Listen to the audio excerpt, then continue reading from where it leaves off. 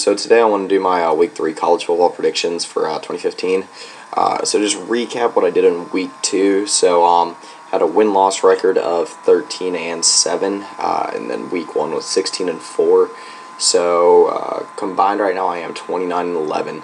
My upset of the week last week did not go as planned. I had Nevada beating Arizona, and that did not happen. So go ahead and start with my Week 3 predictions. First game is Clemson and Louisville. I've got Clemson. Louisville did not look very impressive last week, losing to Houston. That loss to Auburn is starting to look a lot worse now. I don't think that they're going to be able to hang with the Clemson team that looks very good this year. Deshaun Watson that also looks very good and very healthy this year. So I think it would be a tough week for tough week for Louisville. 2 is Florida State and Boston College. So I think this one's going to be Florida State. I think this game will be a little bit closer than most people anticipate, though. I think the spread right now is Florida State by 7.5. I don't think it'll be that close, but maybe like a 14-point game. Boston College should put up 76 points last week, but I believe it was on Howard, so not that impressive to put up 76 points on Howard. Florida State, it just really depends on if they can be consistent or not.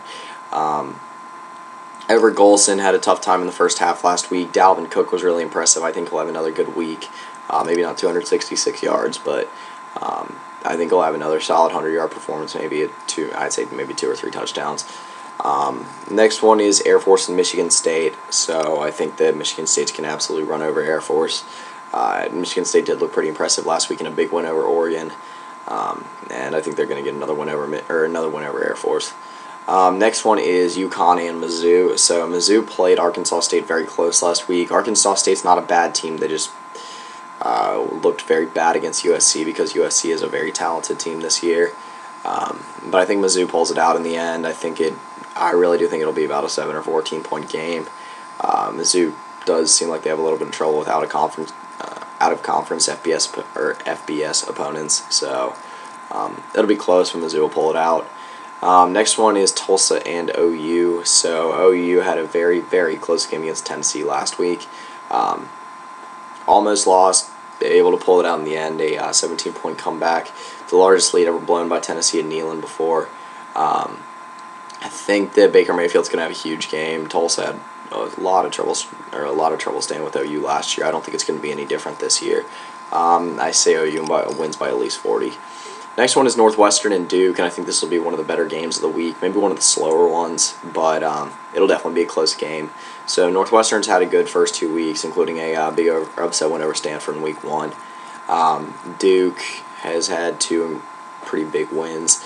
I believe Duke has outscored their opponents by more than 100 in the first 2 games. I don't know, by more than 80 in the first 2 games. And I think that they are going to beat Northwestern.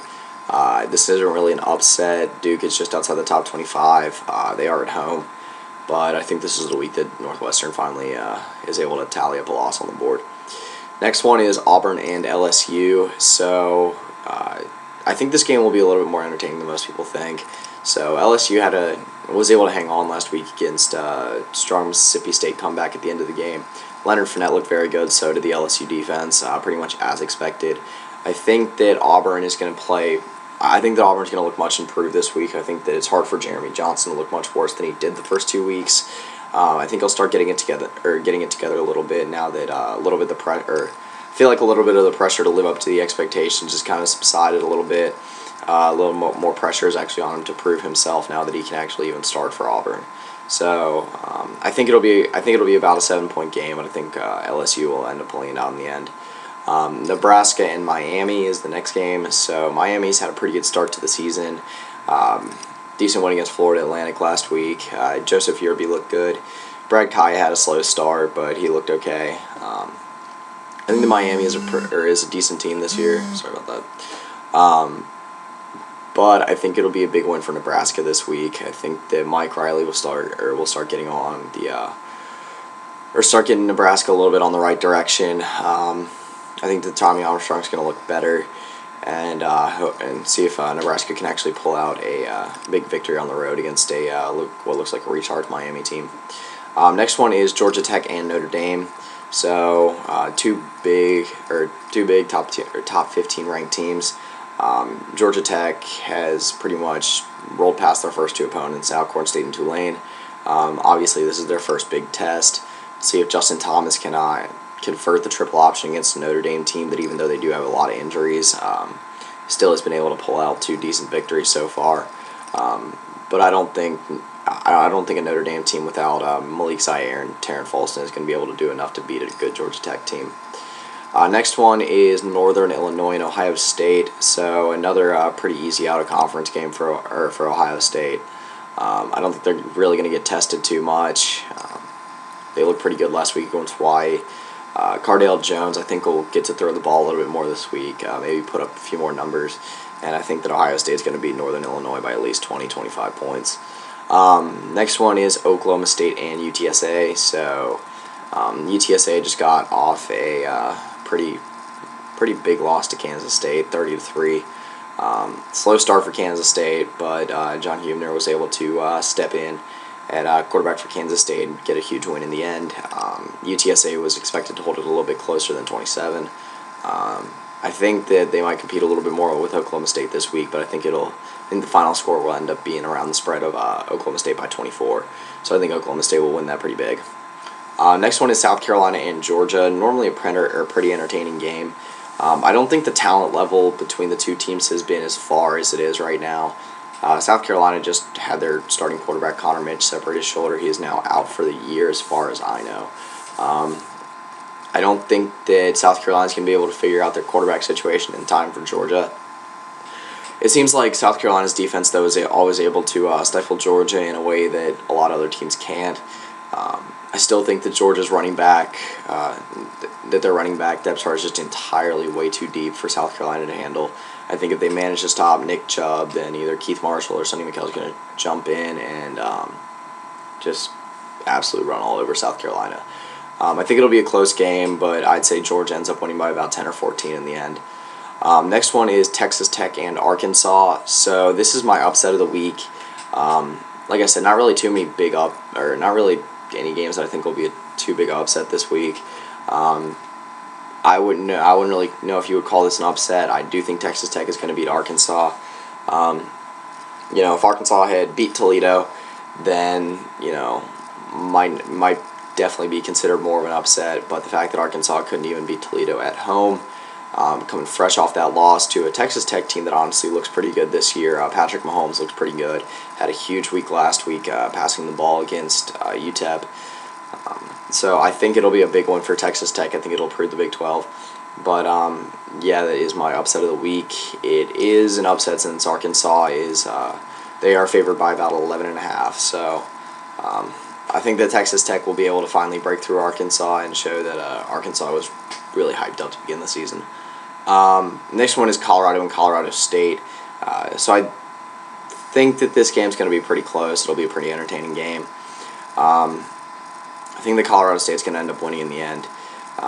See if Coleman Key ends up starting for him this week, since Nick Stevens struggled a little bit against Minnesota last week. Colorado State did keep it very close with a very good Minnesota team, though, losing 23-20 in overtime. Next one is Florida and Kentucky. So Kentucky had a big win last week for the second year in a row over South Carolina. Florida had a little bit of trouble closing out East Carolina, but I still think that Florida is going to end up beating Kentucky, whether it is Will Grier or Treon Harris starting. See if they do get Vernon Hargraves back this week, but even Jalen Tabor was really solid at corner last week. I think whatever Kentucky has drawn up for Patrick Tolles, I think it's probably going to get shut down by Florida's corners. Next one is Stanford and USC. Stanford's been pretty up and down the first 2 weeks. Big win against UCF last week. Got it together after a slow start week 1 against Northwestern when they lost 16-6.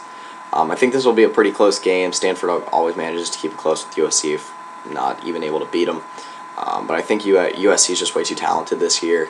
There's just too big a talent difference between USC and Stanford. Kevin Hogan, like I said, did look improved last week. The entire Stanford team looked vastly improved last week against a decent UCF team. But USC for the second straight week put up over 50 points, and for the second straight week beat a team by more than 48. So I think that Cody Kessler's going to have a huge week. He's finally getting recognized as one of the best quarterbacks in the FBS. I think that Juju Smith's going to have a huge week, and I think that Adoree Jackson might be able to have a big punt return or two for a touchdown, maybe a kick return. So next game is Ole Miss and Alabama. So Ole Miss has looked as impressive as any team in the country, I think, through the first 2 weeks, putting up 70 points each week for the first 2 weeks. Chad Kelly's looked very good. Their entire defense has looked very good as well. But I don't think it's enough to get it done against Alabama on the road. If Ole Miss did have a home game, then I think it'd be a little bit different. If it was in Oxford, then maybe Ole Miss would be able to pull it out. But I think it's just a little too much for Ole Miss to beat Alabama in Tuscaloosa, especially with a quarterback, even though he has started well, as inexperienced as Chad Kelly. Next one is BYU and UCLA. So both teams have looked pretty good through the first 2 weeks. BYU's been able to pull out some magic against Nebraska and Boise State, 2 Hail Marys in a row. Seth Mankum did look pretty good last week. But UCLA has looked pretty impressive the first 2 weeks as well. Josh Rosen's looked good. UCLA was able to pull out another big win against UNLV last week. I think that UCLA is just going to be a little bit too much for BYU to handle. Next one is Cal and Texas. So I think that Texas is going to be able to hold it closer than a lot of people think. Gerard Hurd was able to give that Texas offense a little bit of a jolt last week. Granted, against a Rice team that's not very good. I think that Texas is heading in the right direction, though. Malik Jefferson looked very good last week as well. I think if Gerard Hurd can find some consistency, then Texas will be a load to deal with. The running game was a little bit better last week. The return game looks very good as well. I think that if Texas can start figuring it out a little bit more, getting the run game a little bit more consistent, and I think Gerard Hurd will have a pretty big week this week, maybe 200 yards passing, 100 yards running. But I don't think it's going to be enough to beat Cal. Jared Goff's looked unbelievable this year, and I think the Cal's going to end up winning by at least 14.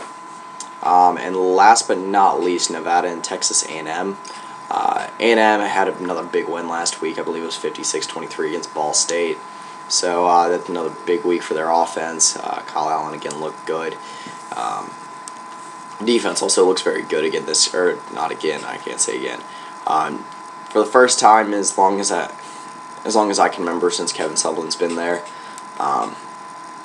Texas A&M's defense has struggled mightily, and they look pretty good this year. They got a lot of talent. Myles Garrett looks very good, and I think that Texas A&M's going to end up winning big, maybe by at least 3-4 touchdowns. So yeah, that's my predictions for the week. Hopefully, can have a little bit better record than I did last week. And yeah, looking forward to another fun week in college football. That's pretty much it. So.